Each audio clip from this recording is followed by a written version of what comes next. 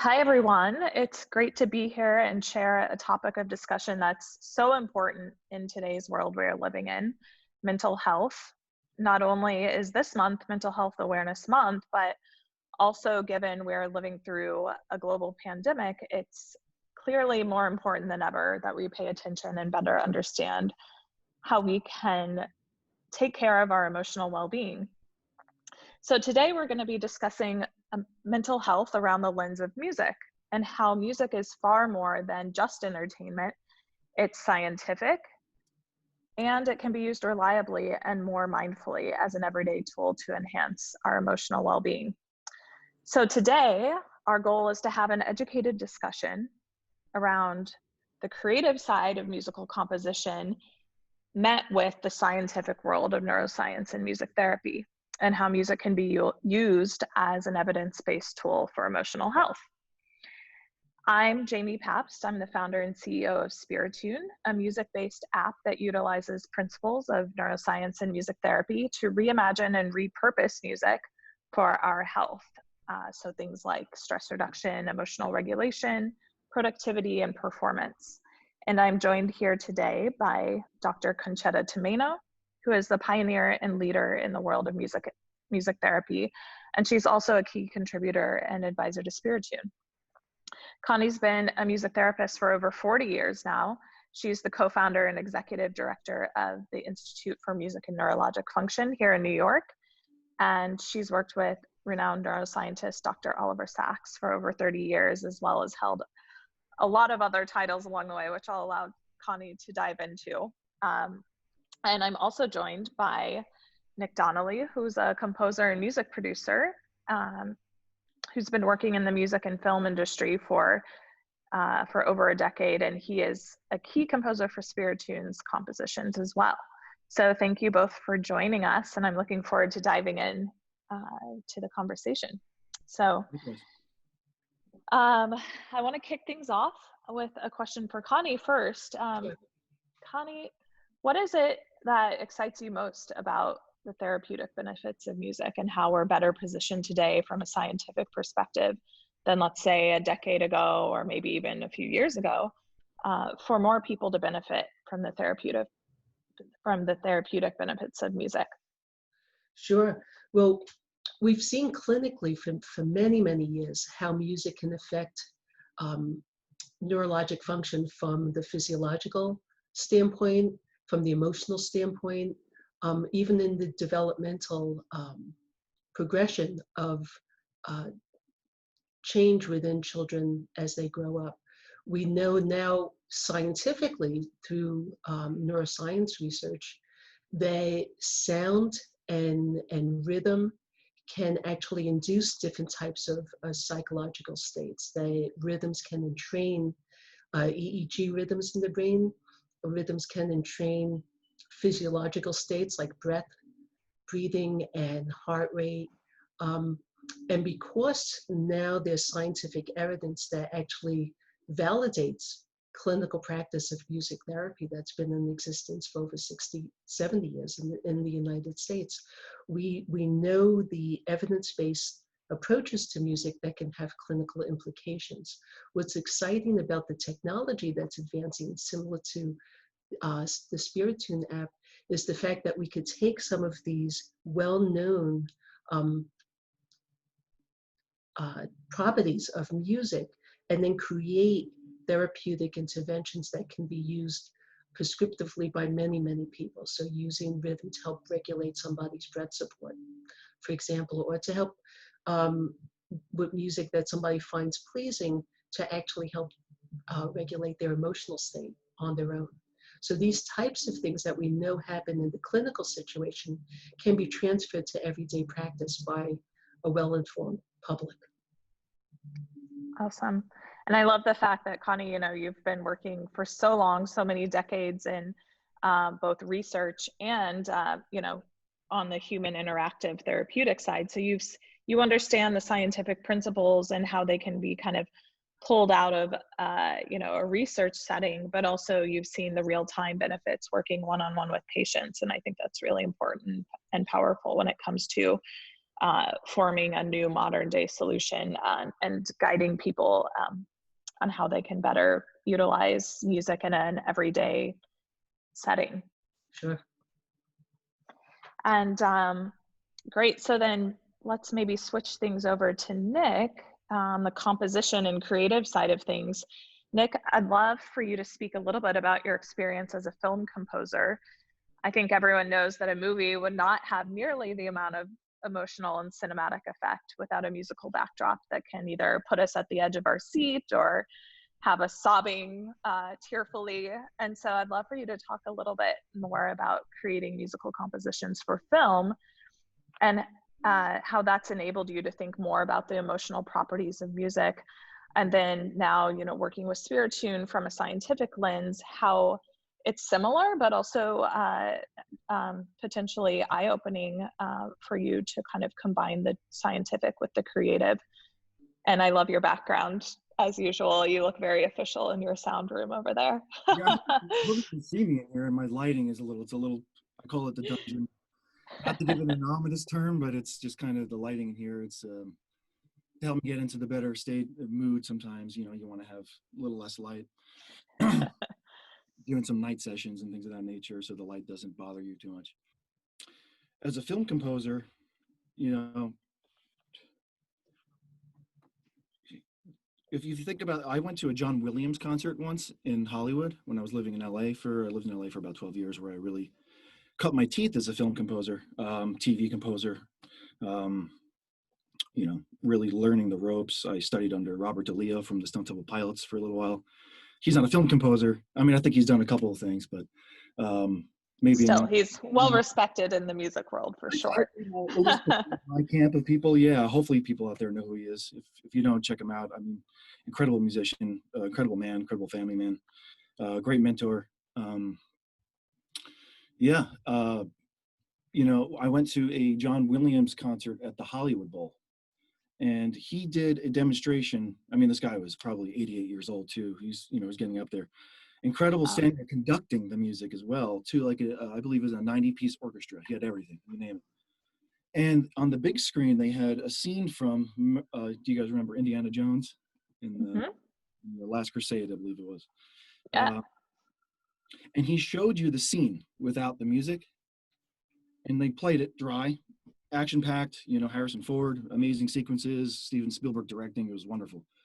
And then he goes, okay, so now let me show you how the music will affect you with the scene put in place. And everyone in the place's jaws just dropped. And it was so incredible to see how the music helped move the adventure and the whimsy and the terror moments and the comedy and the little little pauses and breaks and how we matched the pace. And you know, Connie was mentioning a lot about the beat and rhythm to things and how that can really affect mood.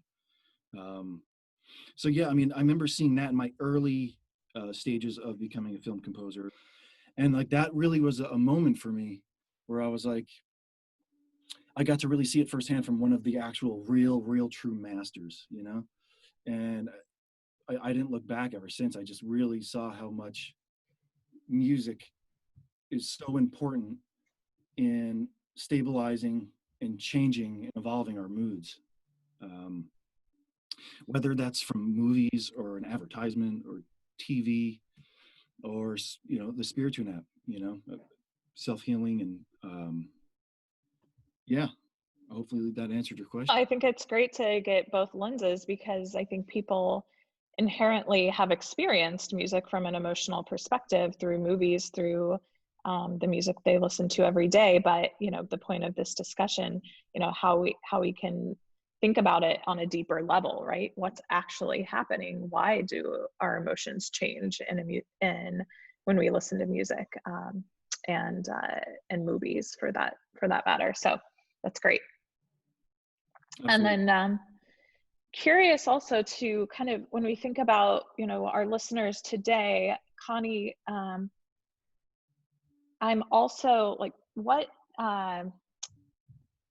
would be a great actionable piece of advice that you might give to our listeners today? What is it you'd like them to either appreciate about music, or what you can say could better help them integrate music into their self-care routines on a daily basis? Sure. Well, I think people inherently know that music makes them feel different ways depending on the type of music that they're listening to and the time of day and what they're doing. So music can be a distraction. Music can also be an enhancement to help them optimize their mood and their ability to work and do things. One of the challenging things is many times playlists are made by people outside, making these assumptions about ages and the types of music that people may like. What we know through research and through clinical work is that everybody's an individual and that everybody has different tastes in music. And I think now everybody's access to such a broad range of music that it's not one size fits all. People should be mindful of the music that they listen to that makes them feel good and try to categorize those playlists so they can use it more intentionally when they want to feel better, because we know that music that makes us feel good actually changes brain chemicals that make us feel good. Music that helps us slow down and relax should be mindfully used for the same purpose. And there's also music that can make somebody feel anxious and make somebody feel have associations with things from the past, and to really be mindful of that too. So although sometimes people say that music is universal, it's not really universal when you talk about specific songs. There's some universals that we can look at related to rhythm and sound and pitch and things like that. But people should just be mindful of how they use music in their daily lives and see if they can use it more to optimize their well-being in general. And Nick, dovetailing off what Connie said about, a personalized approach, how the, musical characteristics can be changed and manipulated based on what a person's context in the day or a person's state of being, right?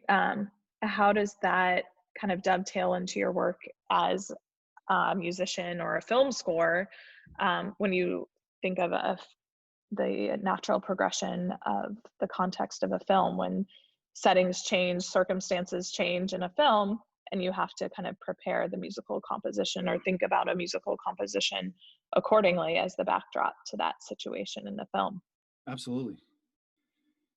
Yeah, I mean, there's old tricks in the bag, that you always use. It's I think it's kind of like a recipe book, and it's or like when you're reading a book and we come across a word we don't understand, Mm-hmm. and we stop, we Google it, or we look at our dictionary to find the meaning of the word, and then we digest it, we move on with the story, and then you always have that word in the back, especially if it's like a word you want to use, you know what I mean? And it becomes part of your vocabulary, your language, and then later on you can implement that into conversation and communication, which ultimately all this is all communication. We're all just trying to communicate with each other in different perspectives and connecting. So yeah, when you're building a score, of course you're following a script. That's all the obvious stuff, right? You're following a script, you're taking notes from directors, and you're working as a team. But when you kind of go, into your cave, if you will, or my dungeon here, as I said, you're chipping away and trying to find ways where you can really move yourself, so you have to put yourself into the audience's perspective. So I always attack things as an audience member, no matter what the script even says or what the director needs. Like I said, those are the obvious things. You follow a certain thing, a certain storyline, a certain narrative. You have to be with, the certain types of instruments that work, a certain type of feels and tempos and all those different, articulations and whatnot. But you're really searching for something that can move you, and something that's undeniable, like giving you the goosebumps. If you give yourself goosebumps, is my point, is that you can most likely give other people goosebumps. And as Connie mentioned, everything is subjective, but I believe there's like a middle ground too, where the average person can feel it. Not everybody likes Eddie Vedder's voice from Pearl Jam. I happen to love it, but there's always that undeniable thing for the average person that can go, there's something there though. There's something there that's connecting with me. And I think putting bias and ego and trying to be objective with your own work so you can become an audience member, and utilize this toolkit of vocabulary to communicate, is a great approach emotionally to come at scoring a film. Yeah. Awesome. Cool. And I guess, again, to kind of dovetail off that, Connie, when we talk about subjectivity versus universality, kind of where is the balance there? And I know that's something we focus on at Spiritune quite a lot. What are the kind of more universal or widely accepted principles that we can build upon as a foundation while still designing for some personalization or subjectivity? Can you speak a little bit about that? Sure. Well, there's some universals, at least in Western music, and some universals related to physiological responses to the sounds of music. We know that slow rhythms can reduce a relaxed state. They can help downregulate a stress response. So the slowness of a rhythm can alter and train the body into a slow, relaxed state. And when we say, just for the listener, Connie, when we say downregulate, that means, for a stress response, that means things like your heart rate or your breath rate, or, the clamminess of your palms, perhaps. Are there anything else a listener can think about when they think of stress? What are the things that are most critical from a physiological perspective? Right. So the slower the rhythm, the more relaxed you should feel. There's a transition that needs to take place, because obviously there's a state at which you're actually matched. You can be counterproductive if your anxiety is so strong. A slow rhythm may actually make you feel more anxious. So there's some leeway between that transition period that's very important. So things like pitch can be stressful or anxiety provoking. Very high pitches, shrill pitches naturally cause us to be alert and highly responsive and aroused, whereas lower tones can be more relaxing too. So definitely pitch and rhythm have effects on us neurologically and physiologically. And we could be mindful of those and how they affect us. It's interesting because I work with people with PTSD, and sometimes very slow rhythms or silence, a long interval of silence can actually be anxiety provoking, because they're used to that silence before something terrible happens, And so those associations too are very important. But as far as generalizations that we can make for the general public, slow rhythms will induce a more relaxed state. Lower sounds or mid-range sounds, the vocal range, are more relaxing and safe, as opposed to very hot, the extremes of those. Whereas very fast tempos make somebody feel energetic. It may also make somebody feel rushed and anxious. So being aware of how that makes you feel individually can help you use those sounds more effectively. And to add some context into that, what you were saying about, I think the average person, when they think of stress reduction music, they think of, spa music or very, very ambient or down tempo music. But I know, from our work at Spiritune, it really, you have to add a layer of contextualization around it, right? If, like you said, if you're listening to spa music at work when you want to be productive, that can be anxiety provoking, because you're feeling like all of a sudden your body and your mind is slowing down when you want to be, really attentive and energetic. And so I think, that contextualization really matters as well, right? Along with those kind of universal primitives of the musical composition. That's really true. Yeah. Well, I think, this hopefully is a good first primer for folks that are listening. Is there anything, Connie or Nick, you'd love to say in closing, or to kind of as parting words or knowledge for the audience?